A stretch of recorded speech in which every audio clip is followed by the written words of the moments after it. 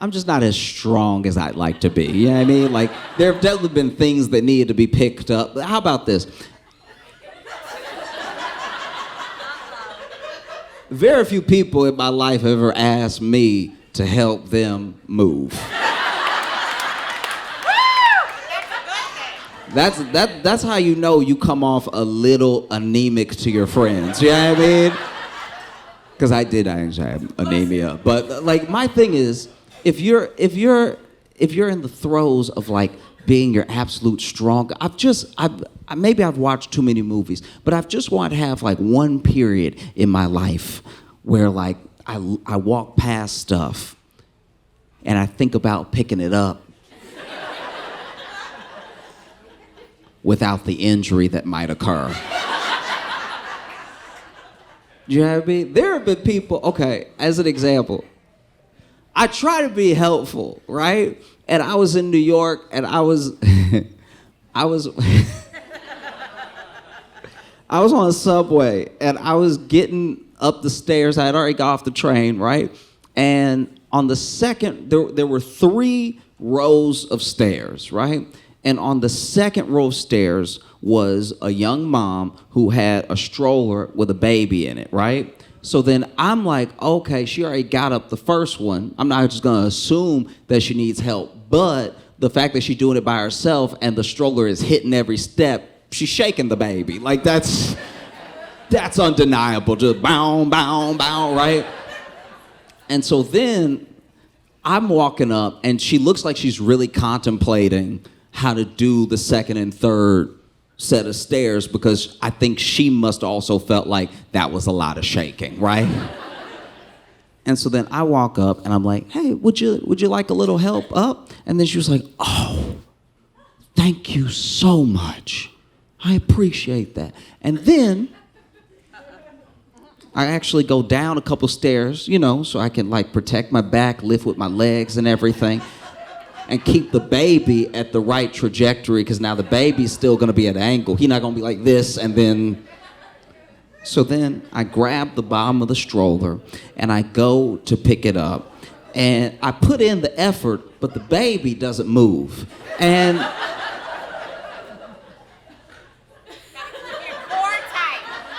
I cannot tell if the stroller is made of titanium or if this baby is secretly 12. Like, because this is what's so embarrassing about what's happening right now, is that I have 2 people, one of which doesn't have object permanence yet, but 2 people who know exactly what's going on.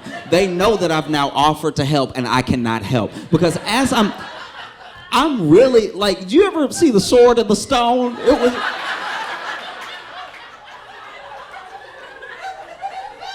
Because my hams and my quads are wiggling. And so I've got the wiggle going. So I know I'm putting in the effort, right? And I even readjusted and put my foot on a different step. Because I was like, that's a bad step. I don't like that step. That's what it is. That step was too low. It wasn't doing my legs any justice. Let me get up another step. So then I put, but this is a worse position to be in, right? So now I'm lower, and now I'm wiggling. But the thing, okay, so I'm wiggling so hard, and then I look up a little bit, and the baby is like.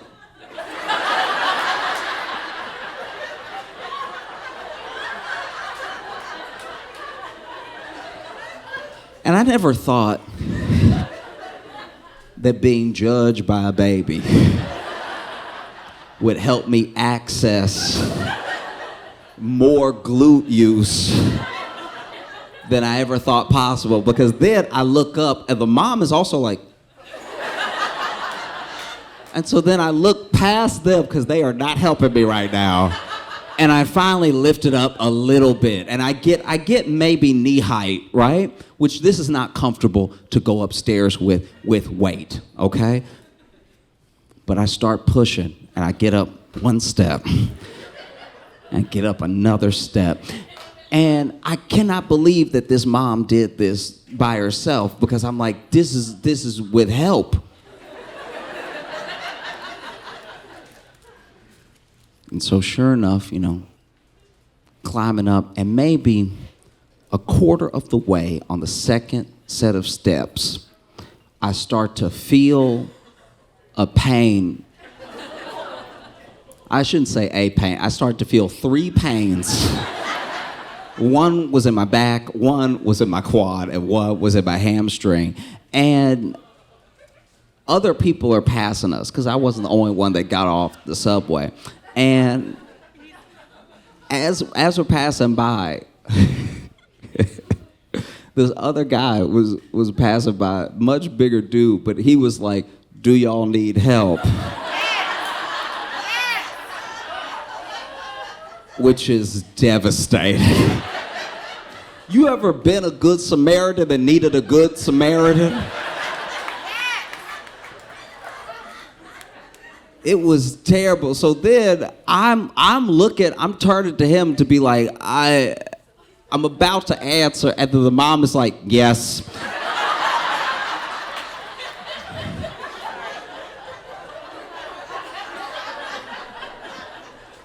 And so then this dude, with one hand, moves my hand and starts to take up some of the slack, right? And in my head, I'm like, all right, it's gonna be the 3 of us together. And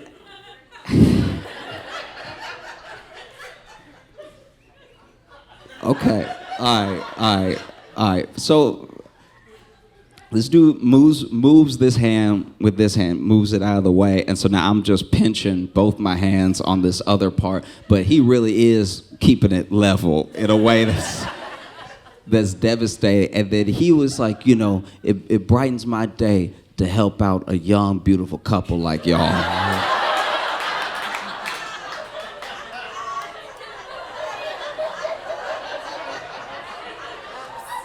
Which means that as he was walking up the steps and got level with me, he was sure I couldn't carry my own son.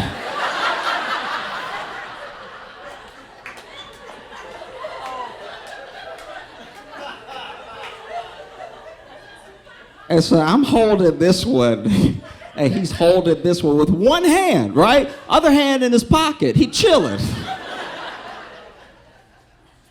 And then almost immediately, this young mom says, "Oh, we're not together." And in my head, I'm like, you couldn't fake.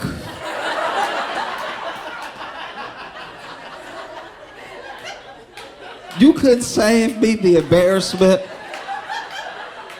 for 17 more steps.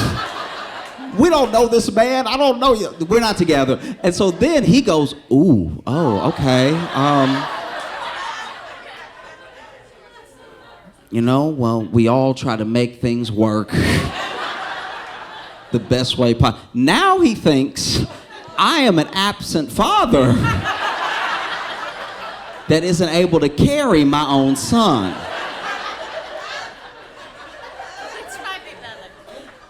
And so then she's like, "No, I don't know him."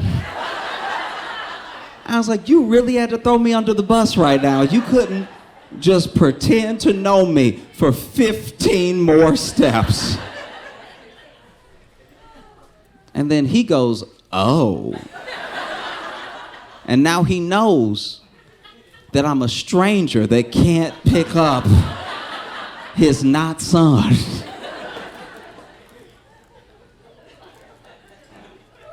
And I try to help people and everything, but this is too embarrassing. So after about the 4th step, I was like, "Hey, I'm late."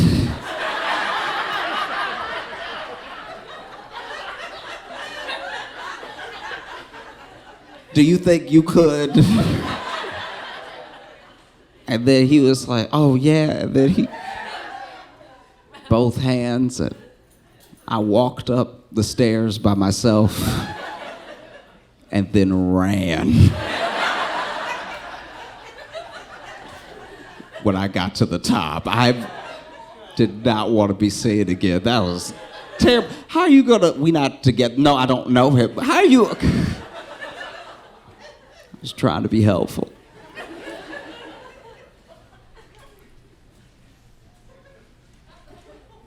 But I was hurt, like my pride was hurt. And so then I went home and got online and Googled the weight of that stroller, because I was like,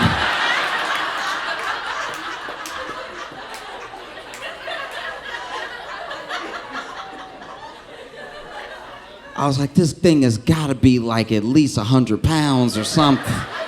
Try and make myself feel better. Turns out it was all baby. That stroller is 8 pounds. I'm surprised it was holding the kid up. I was watching the news, because at first I saw it on the news and then it spilled over to social, so I was watching a lot of it. I saw where Tyreek Hill got stopped by the police, right? And I don't think he got arrested. I mean, he got detained for a bit, but he still made it to the game and did quite well. But the whole thing was pretty wild, and I made sure to watch like everything that got released, like the full body cam footage and everything, because I saw just so many people arguing about it online, right? And in case you didn't see it, basically Tyreek Hill, who's a football player, right? He is he's driving and gets pulled over, right?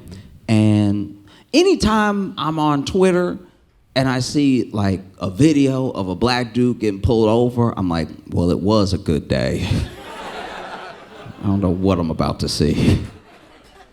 And so, you know, you see the body cam footage of the cop walking up after they pulled him over to Tyreek's window. And Tyreek is sitting there in the car and everything, and then the cop knocks on the window, and then Tyreek lowers his window, looks at the cop and goes, "Don't knock on my window like that," and then rolls the window back up.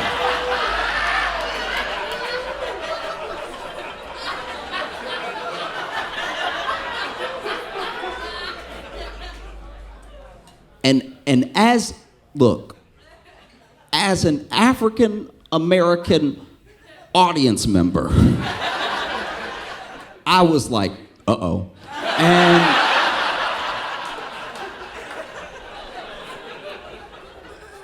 And you can tell, even the cop, you can't see his face because it's his body cam, but you can tell he's like, what? What just happened? So then he knocks on the window again, and he's like, yo, keep the window down. And he's like, don't knock on my window like that, right? Don't knock on my window like that. And they just go back and forth. He's like, keep the window down. Don't knock on my window like that. Keep the window down. Don't knock on my window like that. Now, to be fair, by now the window is just down. Like he's just, it's kind of like one of those things where you arguing with somebody, but they are doing the thing you asked them to do, but you still mad. So then you're like, and keep doing it. You just don't know what to say next. You're like, and stay doing it.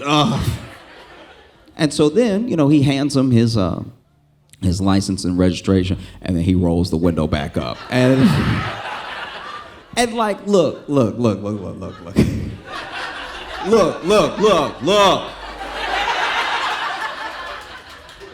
Rolling the window up on anybody.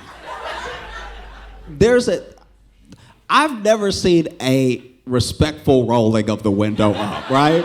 Like when I've been out and I've been in situations and I roll the window up, it's very clear what I mean, right?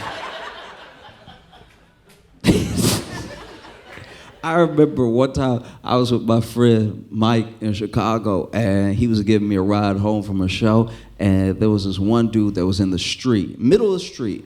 And, you know, we had a pretty clear, we were in Chicago, and so we're going down like that Argyle area and everything, and we have a pretty clear street because it's so late at night, right? And it's,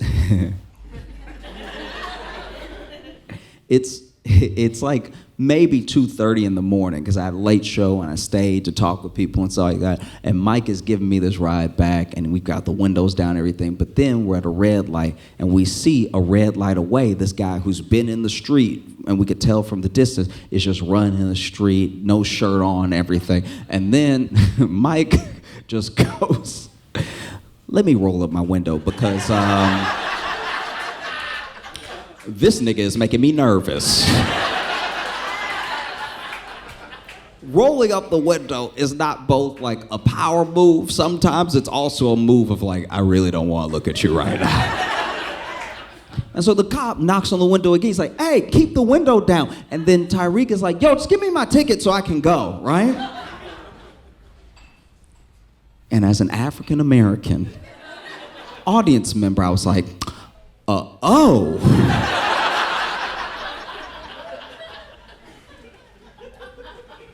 You know? And so then God tells him one more time, he's like, yo, keep the window down before I take you out of the car. Matter of fact, get out of the car, right? So he just immediately decides, like, no, open this door. Open the door before I break the window. Open the door, right? And so then Tyreek is like, okay, damn, all right. So he unlocks the door, and then they pull the door open, and they start pulling Tyreek out. He's like, okay, I'm getting down, damn, right? And now they're pushing him down and everything. And he's like, hey, careful. I just had surgery on my knee. And they're telling him. And then the guy, you know, the same cop as before, is like, oh, that's convenient. You didn't have surgery on your knee in the car when you couldn't keep the window up. And I was like, that's not how knees work.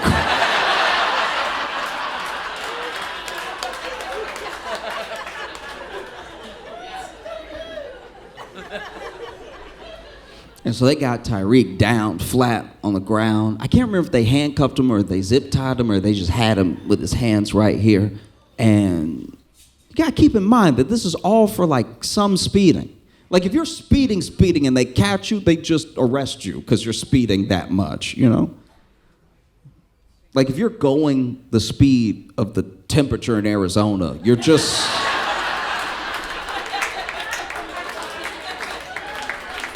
you're just going to jail.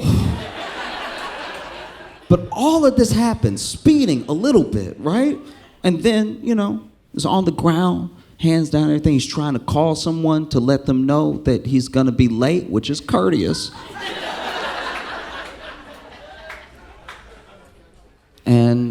And then, you know, I don't know when in the sequence this happened, because then this is from a different angle, but I watched something that was fully put together, right? So I don't know if this one was on police body cam, but this was just like a part of the footage. And then, you know, Tyreek said something along the lines of like, yeah, another black man trying to drive in America, right? And then the same cop as before says like, oh, I'm Cuban, don't play that shit with me, right?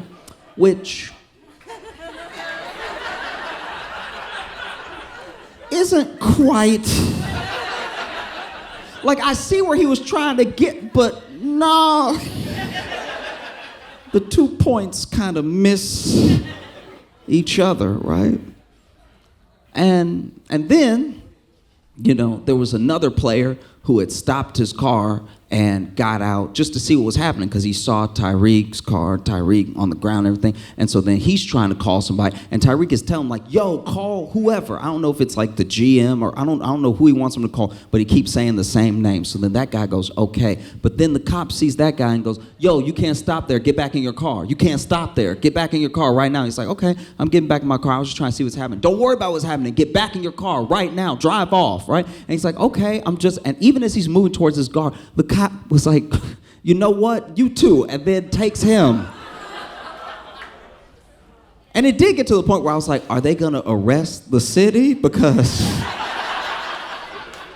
I'm not gonna lie, when you drive by, you get curious. You're like, you know, maybe you're in your car and you drive by a little slow. You're like, is that Tyreek Hill? And the cop's like, you can get some too. Like, you know? But it just got me to thinking, like, wow, all of this. And our expectation, the fact that we expected it to be worse than it was, you know? Because I want to be clear about something. Tyreek Hill was, if you watch the tape, he was being an asshole because he thought he could get away with it, right? He thought he had enough money. He thought he had enough, like, access or proximity to maybe how his white friends move, you know? That he thought he could be an asshole and get away with it. And I want to be clear, the cops in that situation were also being assholes because they thought they could get away with it. But only one of those two parties was at work.